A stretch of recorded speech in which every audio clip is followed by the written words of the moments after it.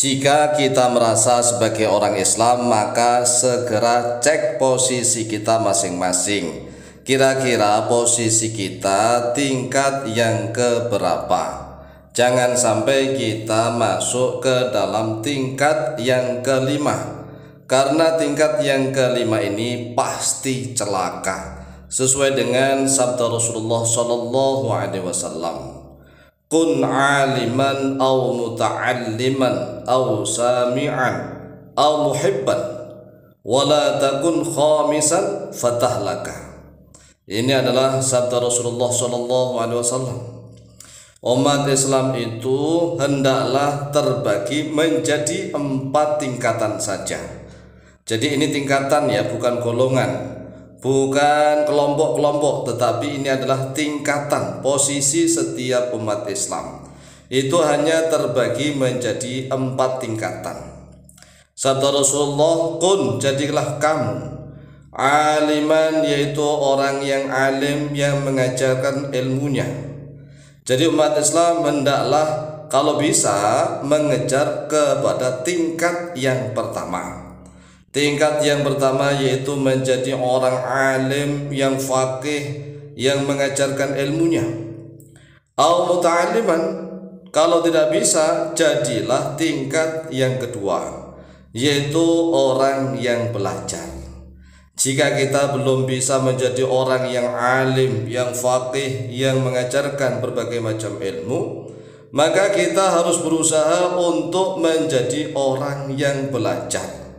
Nah, orang yang belajar itu harus membaca, menulis, menghafal, memahami, dan seterusnya. Tidak hanya mendengar saja.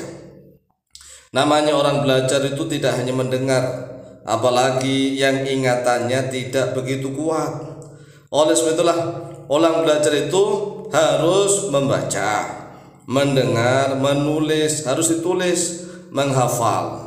Nah, kalau sudah itu semua kemudian diulang-ulang. Ini posisi yang kedua. Antara orang yang alim yang mengajar dengan orang yang belajar itu kedudukannya indallah sama. Sama, hanya saja tingkatan orang alim kan sudah pernah belajar. Orang alim sudah pernah belajar menuntut ilmu dan seterusnya. Jangan sampai kita tertipu dengan godaan setan. Godaan setan itu begini, mending jadi orang bodoh tetapi baik dan jujur. Nah, ini godaan setan. Lebih baik menjadi orang yang bodoh tetapi baik dan jujur. Ini tipuan setan. Kalau bisa ya lebih baik menjadi orang yang alim, yang baik, yang jujur, yang amanah, yang takwa, begitu. Jangan seperti iblis dan setan, merasa lebih baik, merasa lebih jujur tapi bodoh. Kan kata-katanya lebih baik jadi orang bodoh tetapi baik dan jujur. Ini kan Masya Allah begitu ya. Nah, kalau tidak bisa menjadi orang yang alim, orang yang mengajar, dan juga tidak bisa menjadi orang yang belajar ilmu, au sami'an. Nah, ini tingkatan yang ketiga. Au sami'an, atau menjadilah orang yang mendengar. Nah, orang yang mendengar ini tingkatan yang ketiga. Mungkin nggak bisa baca, mungkin nggak bisa menulis, sehingga hanya mendengar doang. Nggak bisa baca, nggak bisa tulis, hanya mendengar. Nah, mudah-mudahan ingatannya itu kuat. Kalau seorang belajar kan harus membaca, menulis, memahami, mengulang-ulang, menghafal, dan seterusnya. Tapi kalau hanya mendengar, ya cukup mendengarkan saja. Ini orang yang tingkatan ketiga. Sekali lagi, tingkatan yang pertama yaitu orang yang alim, yang mengajarkan ilmunya.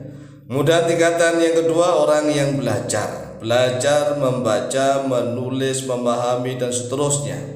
Kemudian tingkatan yang ketiga orang yang mendengar saja, ngajinya ngaji kuping, tapi alhamdulillah termasuk tingkatan yang ketiga. Walaupun ngaji kuping ya, ngaji kuping itu sudah bagus, tetapi kalau bisa naik kepada tingkatan yang kedua, yaitu orang yang muta'alim, orang yang belajar itu yang membaca, menulis, menghafal, dan seterusnya.